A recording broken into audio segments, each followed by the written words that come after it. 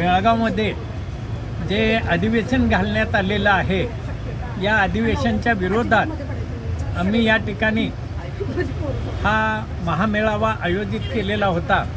मात्र या कर्नाटक गव्हर्नमेंटनं या ठिकाणी भारतीय घटनेचा विचार न करता आणि संविधान जे आहे त्या संविधानाचा विचार न करता आम्हा लोकांना त्रास देण्यासाठी या ठिकाणी अरेस्ट केलेले आहे।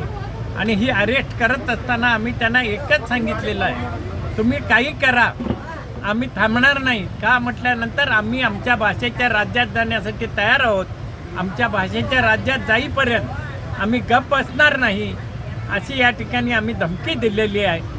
आणि आज छत्रपतींच्या स्मारकात जाऊन हार घालत असताना त्या ठिकाणी पाठीमागनं येऊन आम्हाला गळापट्टी धरली गेली।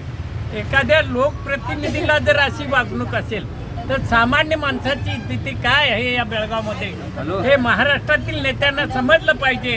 आणि या ठिकाणी महाराष्ट्राचं नवं जे सरकार आले त्या सरकारनं विचार केला पाहिजे की हा भाग महाराष्ट्राचा आहे, आम्ही फक्त महाराष्ट्रात जाण्यासाठी ही चळवळ लढवत आहोत।